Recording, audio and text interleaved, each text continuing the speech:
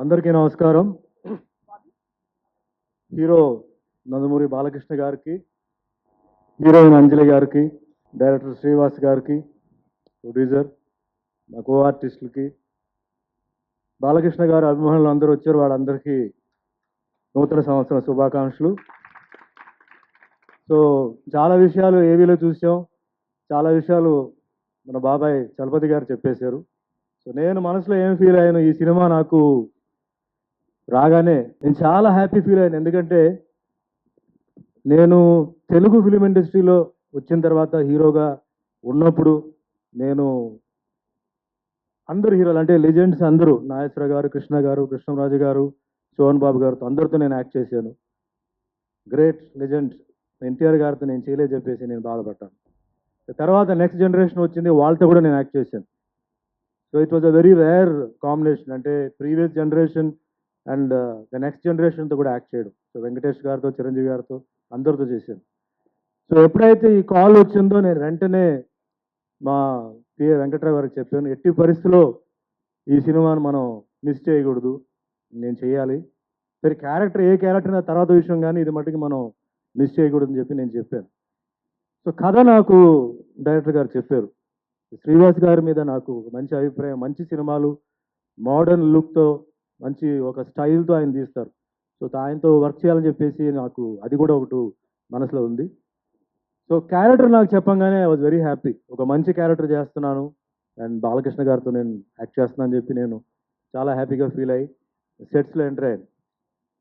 సెట్స్లో enter అయిన తర్వాత that was the first time, అంటే బాలకృష్ణ గారిని వేరే ఫంక్షన్స్లో అక్కడెక్కడ చూశాను, కానీ నేను ఫస్ట్ టైం నేను వర్క్ చేయడం that experience it's a wonderful experience. ఎందుకంటే జనరలీ మన ఆర్టిస్టులు ఏంటంటే సెట్కి వచ్చిన తర్వాత ఒక మూడ్ను మనం చేంజ్ చేసి వర్క్ మీద, డైలాగ్ మీద మనం కాన్సన్ట్రేట్ చేస్తుంటాం.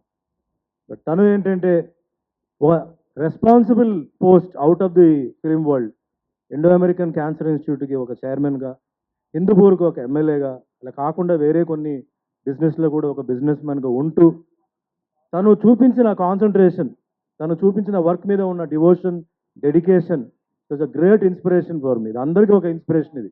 ఇట్స్ నాట్ దట్ ఈజీ, అందరు చేయలేరు అది. సో అదేంటంటే తండ్రి గారు మరి ఆయన ఆశీర్వాదాలు, ఆ జీన్ అది ఉంది కాబట్టి డైలాగ్ చెప్పంగానే అబ్జార్ప్షన్, సరే వెంటనే దాని మాడ్యులేషన్, అది ఏ విధంగా చెప్పాలనేది స్పాంటేనియస్గా రావడం కూడా ఇట్స్ వెరీ డిఫికల్ట్. అండ్ మీ అందరికీ తెలుసు, some dialogues are made only for Balayya. అది ఎవరు చెప్పలేరు, అది వేరే ఆర్టిస్టులు ట్రై చేస్తే కూడా అది చాలా ఆర్టిఫిషియల్గా ఉంటుంది.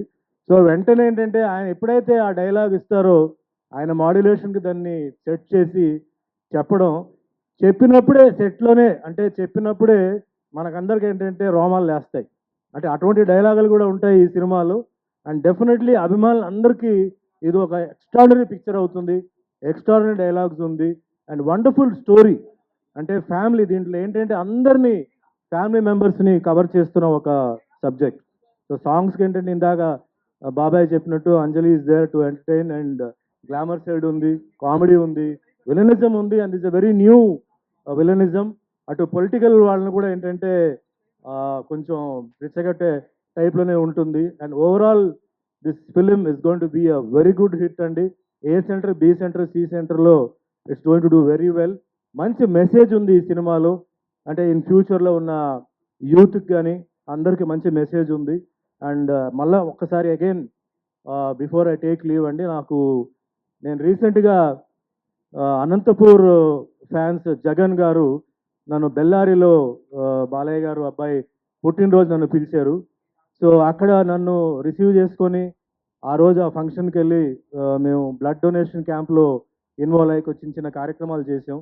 So I was very much happy. ఎందుకంటే ఒక మంచి హీరోకి అలాంటి మంచి అభిమానులు, అంటే ఆయన గురించి ఎక్కడ లెట్ డౌన్ చేయకుండా ఎప్పుడు ఆ రోజు మొత్తం నేను అనుకోవడం, నేను ఒక 8 అవర్స్ ఉన్నాను అనుకున్నా, ఆ 8 అవర్స్ అంతా ఆయన గురించే డిస్కషన్. అండ్ ప్రత్యేకంగా ఏంటంటే ఈ సినిమా గురించి, నెక్స్ట్ ఆయన రాజకీయ భవిష్యత్తు గురించి మాట్లాడి, really lucky to have such fans. And అభిమానులు కూడా ఏంటంటే అలాంటి మంచి హీరో, ఎందుకంటే షూటింగ్లో ఉన్నప్పుడు 2-3 సార్లు అభిమానులు వచ్చారని చెప్పి ఆయనకు తెలిసింది. ఆయన ఎంతో బిజీగా ఉన్నారు, చాలా ఇంపార్టెంట్ సీక్వెన్స్లో ఉన్నప్పుడు ఎక్కడ వచ్చారు, ఎక్కడ ఉన్నారని చెప్పి ఇమీడియట్గా ఆయన అసిస్టెంట్ని పంపించి వాళ్ళని పిలిపించి, ఎందుకంటే ఇక్కడ ఏదో షూటింగ్లో డిస్టర్బ్ రాకూడదు చెప్పి వాళ్ళు పక్కన పెట్టారు.